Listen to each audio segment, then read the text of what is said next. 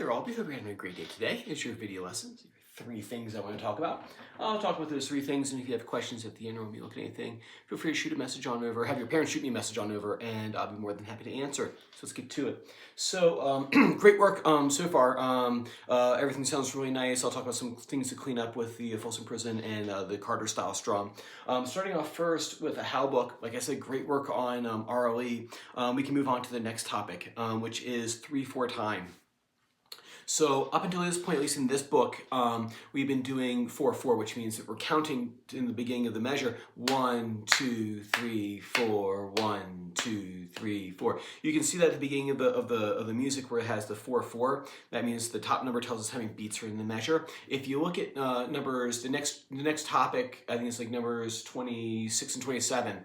You'll see at the time signature you see a 3/4, and what that means is that we're now in 3/4 time. And if the last one had the top number was 4 and we counted to 4, the top number this one is 3, so therefore we count to 3. So with that one, it would sound like this: 1, 2, 3, 1, 2, 3. Now there's something interesting about that, is that if you look at 4/4, we have a whole note, it takes up the full space of a measure. Now, how do we do that same thing? Because so far we have the rhythms we have are a 4-count rhythm, we have a 2-count rhythm, and we have a 1-count rhythm. So how are we going to have a 3-count rhythm that will take up the space of a 3/4 measure because there's 1 beat less?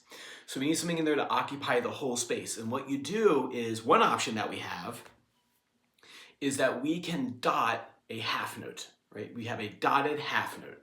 And what a dot does, it adds half the value back onto note dotting. We got, right? What does that mean? Is that you have a half note, for example, right? So you have half note. And if you add a dot right next to it, what that's going to do is it's going to get 50% more onto the note it's dotting. So if you have a half note that's worth 2 counts, well, 50% of 2 is 1, right? So you have the half note, which is 2, you have the dot, which is worth 1, and you just simply do the math problem. 2 plus 1 equals 3. So you can dot other notes as well, and you can dot any rhythm you want. Another easier one would be a whole note. So a whole note by itself is worth 4 counts, right? So you have a whole note, and if we put a dot on it, what would that end up being? Well, we can say the whole note's worth 4, and a dot, whenever we see a dot on the right side of the note head, level with it, that's going to add 50% onto the note it's dotting. So what's 50% of 4? Is 2.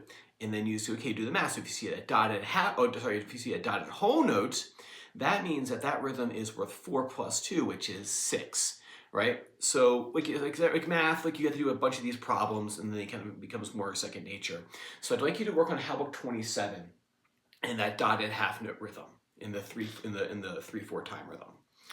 Cool, man. Work on that for me. Next thing is Carter style. Sounds great, man. I love how clear you are with the bass line.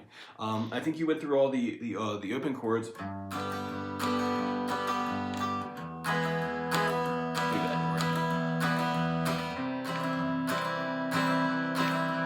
Oops. Fancier. That's a later one. So great, now that you're getting accurate with knowing which bass note to hit, and like I said, I would go to that page 47 in your How book and just like do every chord that you can. They're all gonna be, you're gonna do them at some point anyway, you might as well do them now, right? So what I would do is work on a very common bluegrass / country chord progression. To play bluegrass, really, you just need 4 chords, and that's, I'm oversimplifying.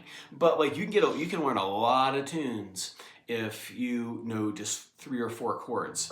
And the chords I would stick with are G, E minor, C, and then D. If you can play those chords, you can get a lot of mileage out of this. Like I said, there's other things out there, right? But that, if you start with that, you get a lot of the work done already. The way I would play a G in this style is the way it's notated. I can't remember which page it's on in How book, but it looks like this. Instead of playing the chord like this, we're playing this way, the folk G.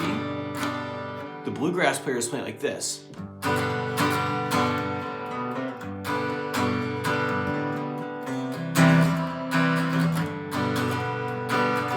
Right? And the reason why is easier to get in and out of the C chord.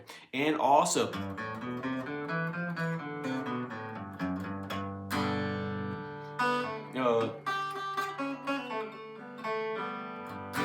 it's easier easier to get in and out of lead parts as well too, which we'll talk about later on. Right? It's easier to get in and out of that stuff. The way I'm fretting that is like this. So I have my pinky here on the high G, I have my middle finger here on the B on the 5th string, and then I have my ring finger here on the 6th string 3rd fret. And that's the way I would fret a G for the country and bluegrass stuff. Like I said, it's not the super easiest thing in the world, but it's also not the hardest thing either. I would get used to playing it that way.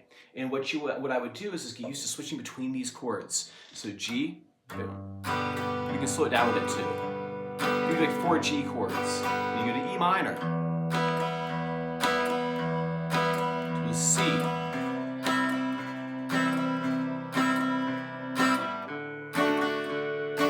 if you do that,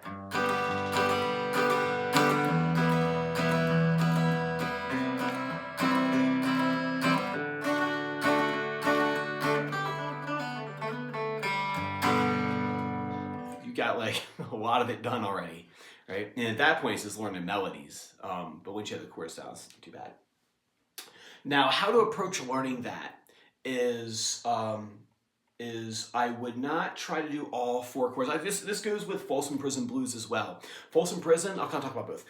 Folsom Prison, very nice. You got the chords down. Be careful. I think you're adding an extra chord in there by accident. The chord should be E, and then it should go to A, then E, and then B7, A, and then back to an E. So it shouldn't go to a G chord there, even though it might kind of sound fun.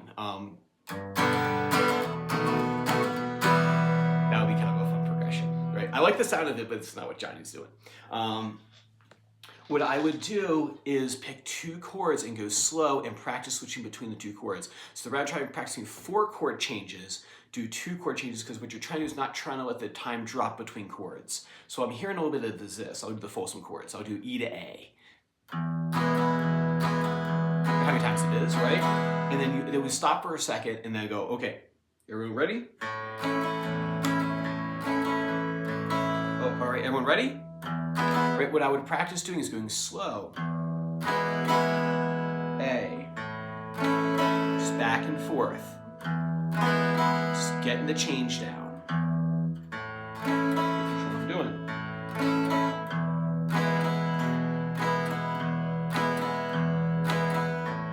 I may do like 1 or 2 strums with each chord, but what I'm trying to do is I'm trying to get it so that I can smoothly move in a slow tempo between those 2 things, because it is tricky hitting those 2 different basses accurately.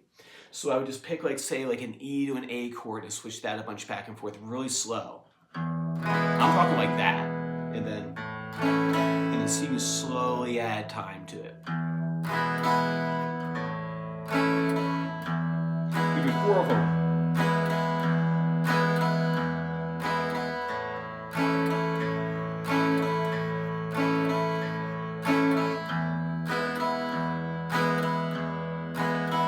Nice and slow, and then we'll try. Like I said, this is definitely a jump up in terms of difficulty from just plain strumming, because you do have to be accurate with that bass line. The reason why is because what's going to happen later on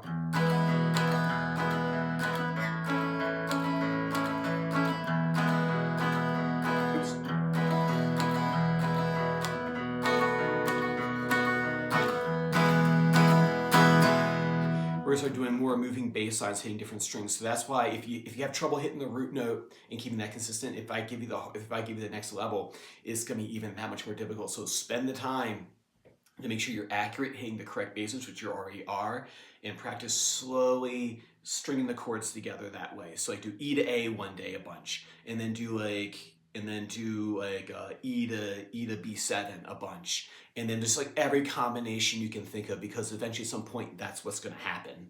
You're going to play every combo, and then like I said, the G, E minor, C, D. That's a very common bluegrass country, because I can kind of have a crystal ball. I can see you moving in that direction of playing all that, like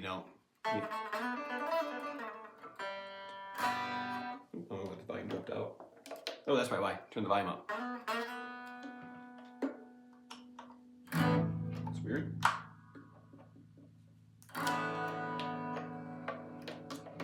Oh, there he is. There you go.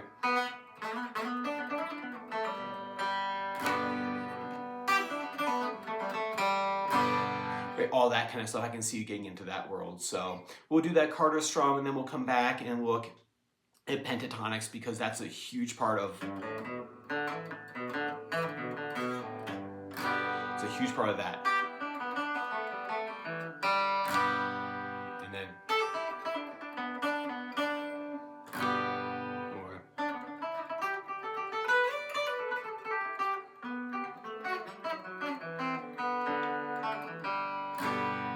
Right, all fun stuff coming down the road.